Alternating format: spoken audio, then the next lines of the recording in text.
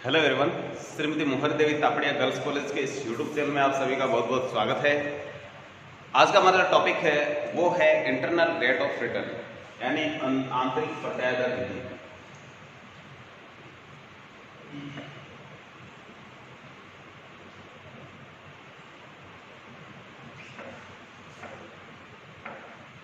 हमारा जो टॉपिक है वो पूंजी बजटन की जो विधियां हैं वो चल रहा है।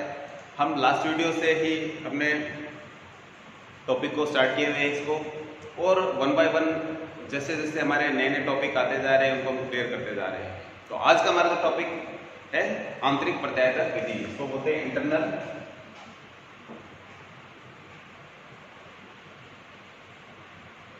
Rate of return.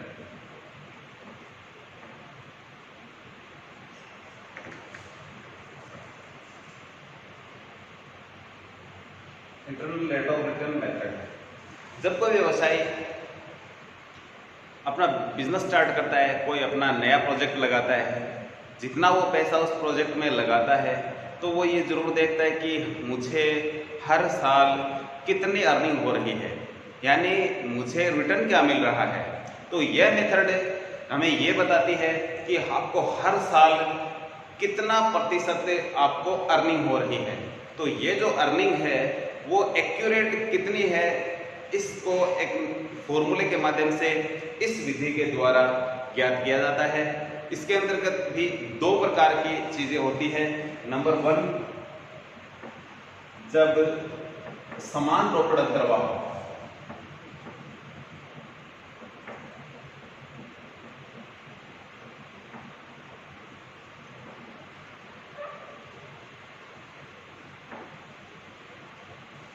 यानी कि आपको जो कैश इनफ्लोज है वो कंटिन्यू एक जैसे ही मिले।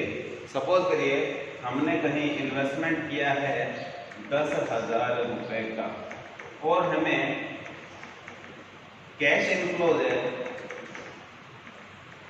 वो मिल रहे हैं पर ईयर 3-3 हजार रुपए के रूप में।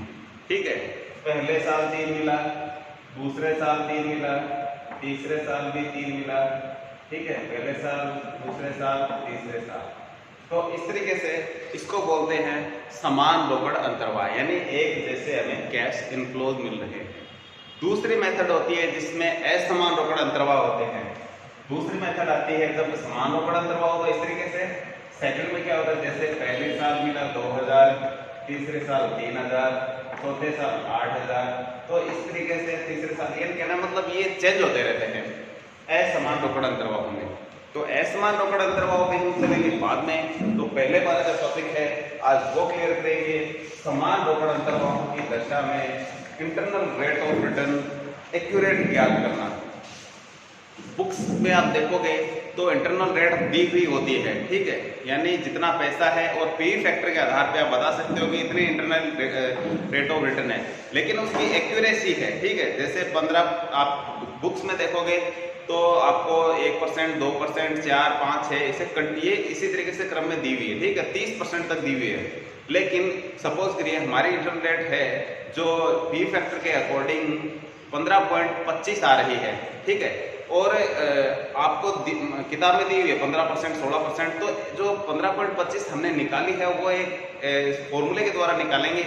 और जो हमारे जो आज का जो टॉपिक हमारा ये होने वाला है वो यही है कि आप इंटरनल रेट ऑफ रिटर्न है जो बिल्कुल एक्यूरेट किस तरीके से निकालते हो। तो इसके लिए हम एक फॉर्मूला लगाते हैं, तो वो फॉर्मूला देखिए क्या है।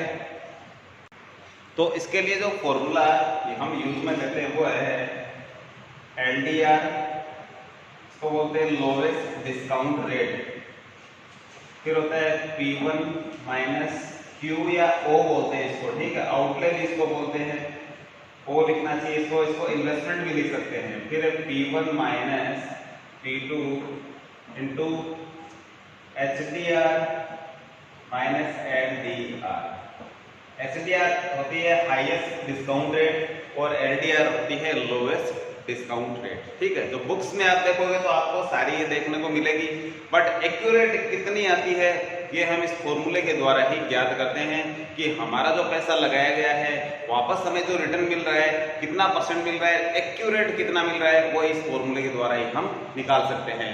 वैसे हम एवरेज रूप में देखें तो आप ये डिस्काउंट रेट्स के आधार पे आप देख सकते हो, पी फैक्टर के आधार पे देख सकते हो हमें इतना मिल रहा है, लगभग इतना परसेंट मिल रहा है। बट इसमें आप एक्यूरेसी की बात करो तो ये फॉर्मूला हमें यूज में लेना पड़ता है। इस फॉर्मूले के द्वारा हम जो ये IRR निकालते हैं, इसको बोलते हैं IRR। सॉरी, यहाँ में फॉर्मूले में यहाँ प्लस लिखना था, IRR internal rate of return, LDR plus फिर इसमें ये P1 हमें निकालना होता है, P2 हमें निकालना होता है, O या Q लिखा होता है बुक्स में, आप Q देखोगे इसको O लिखना चाहिए, आउटले इसको बोल सकते हैं, या I लिखना चाहिए। I का मतलब इन्वेस्टमेंट है हमारा ये। तो इस तरीके से किस फॉर्मूले से आगे यहाँ हम इस फॉर्मूले तक पहुँचते हैं वो प्रोसेस देखेंगे आप। तो इसके लिए हम एक छोटा सा एग्जाम्पल लेते हैं, उस एग्जाम्पल के द्वारा इसको आप अच्छे से समझोगे। तो हमने एक क्वेश्चन लिया है, हम इसी क्वेश्चन को स्टार्ट कर लेते हैं। हमने लिखा है इन्वेस्टमेंट है वो 10,000 है, कैश इनफ्लोज हमें वो मिल रहे 3,000 और वो भी कंटिन्यू मिल रहे 5 सालों तक। कैश इनफ्लोज हमारा है एनुअल 3,000 है और 5 सालों के लिए हमें ये कैश इनफ्लोज मिल रहे लगातार। तो हमें दूसरी चीज दे रखी है कि जो फी फैक्टर से जो रेट निकालते हैं, इंटरेस्ट रेट दे रखी है हमें 15% और 16%, इनके आंकड़े दे रखे हैं साथ में। 5 साल की जो 15% की जो वैल्यू है वो है 3.352 और 16% की जो रेट दे रखी है उसका जो 5 साल का जो वैल्यू है टोटल वो 3.274। ये आप बुक्स के पीछे जो पन्ना आता है उस पर देखोगे प्रेजेंट वैल्यू का ये है। तो ये 15% की 16% की जो ये इस तरीके से प्रेजेंट वैल्यू किस तरीके से क्या होगी वो इस तरीके से आपको दी हुई है। तो हमें क्या करना है, जो प्रेजेंट वैल्यू दे रखी है वो उससे मल्टीप्लाई करना है। किस तरीके से करना है, इसकी प्रोसेस है। सबसे पहले नंबर एक प्रोसेस आती है, इसमें हमें निकालना होता है पीवी फैक्टर। पीवी फैक्टर निकालने के लिए हमें क्या करना पड़ता है, इसका फॉर्मूला होता है I/C। हमें जो भी इन्वेस्टमेंट किया है, जैसे इन्वेस्टमेंट हमने 10,000 का किया है, कैश इनफ्लोज ये है एनुअल कैश इनफ्लोज है। C का मतलब होता है एनुअल कैश इनफ्लोज। तो हमारा इन्वेस्टमेंट तो था 10,000 का और कैश इनफ्लोज यानी हमें कैश इनफ्लोज हर साल कितने मिल रहे हैं, 3,000, 5 साल तक मिल रहे हैं। तो हर साल मिल रहा है वो लिख देते हैं हम यहाँ 3,000 कैश इनफ्लोज। इसका आएगा 3.33। अब हम बुक्स में यदि पीछे से उठा के देखते हैं जो टेबल बनी हुई है तो उसमें 3.3 किसके बीच में आता है। तो ऑलरेडी हमें ये दिया हुआ है क्वेश्चन में ही कि 15% और 16% के बीच में आपका जो पी फैक्टर आता है, ये 15 और 16% का पी फैक्टर टोटल दिया हुआ है यहाँ। तो ये हमारा पी फैक्टर है 3.33, ये आएगा 15% और 16% की जो रेट दे रखी है, तो जो इंटरनल रेट जो सीधी हम कई बात करें कि सीधी जो हमें दिख रही है उसके बीच का पार्ट है। तो ये 15% का टोटल पी फैक्टर की वैल्यू है, ये 16% के टोटल पी फैक्टर की वैल्यू है। अब हमें जो सबसे पहले हमें क्या काम करना है, पी फैक्टर निकालना है। अब सेकंड स्टेज में क्या करना है, हमें प्रेजेंट वैल्यू निकालनी है।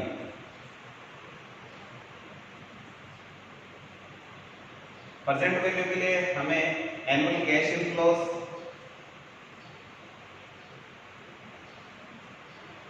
Into PV factor and NOT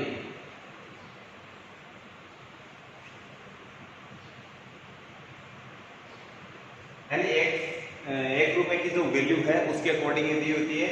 ये हमें जो इसमें प्रेजेंट वैल्यू है ये दो तरीके से निकालनी है, ठीक है। इसमें एचडीआर निकाल लिया और एलडीआर निकाल लिया। तो सबसे पहले हमें 15% का और फिर निकालना है 16% का, हमें दो तरीके से दिया हुआ है। तो हम आगे बढ़ते हैं, पहले निकालते हैं 15% से, फिर निकालते हैं पीवी ऑफ 15% एंड 16%, ये दोनों का निकालेंगे। तो इस तरीके से निकालेंगे। 15% वाला निकालते हैं सबसे पहले। तो एनुअल कैश इनफ्लोज हमारा 3,000 है 15% की वैल्यू है 3.352 इंटू 1% प्री फैक्टर की है कि जो वैल्यू है 3 साल की इसकी 3.352 और 16% की भी निकालेंगे 3000 इंटू 3.272। अब इनका है जो गुणा करते हैं, मल्टीप्लाई करते हैं, देखते हैं कि कितना आता है इसका।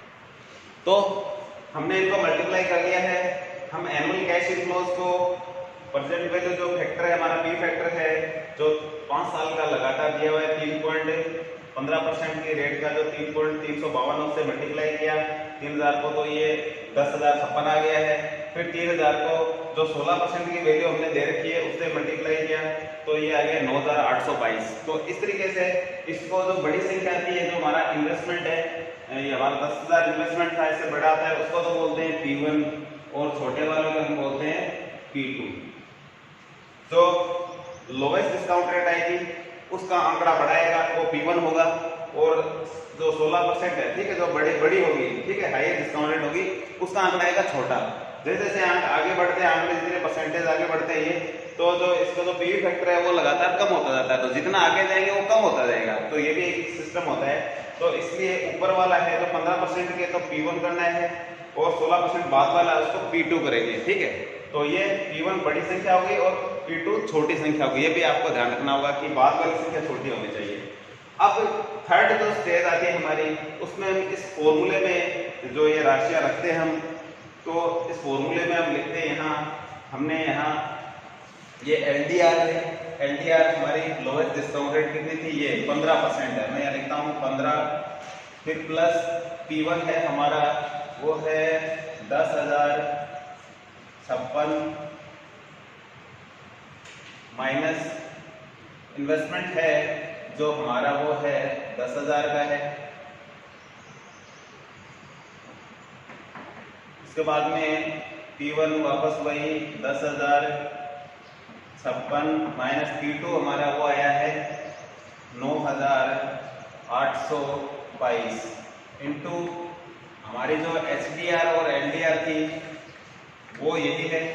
ये जो बड़ी संख्या है उसको SDR बोलते हैं और ये जो छोटी संख्या है इसको क्या बोलते हैं, LDR। तो HDR माइनस LDR यानी 16 माइनस 15 हो जाएगा। ये फॉर्मूले में HDR 16% है हाईएस्ट डिस्काउंट रेट और जो लोवेस्ट डिस्काउंट रेट है वो है 15%। इस तरीके से इसको आगे हल करते हैं तो 15 प्लस इसमें से घटाएंगे तो ऊपर 56 आ जाएगा, नीचे इसमें से घटाते हैं तो ये आता है, इसको घटा के देख लेते हैं,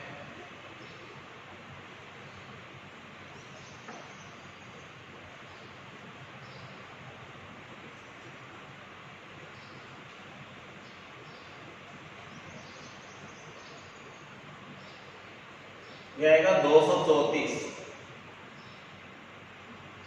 इंटू ये आ जाएगा 16 में से 15 घटाएंगे तो 1 आ जाएगा, कोई मतलब नहीं होता है। तो 15 प्लस 56/234 का हम इसमें क्या करेंगे, भाग लगाएंगे तो हमें पता चल जाएगा कि ये इसकी वैल्यू कितनी आती है। तो हम भाग लगा के देखते हैं कि कितना आता है ये।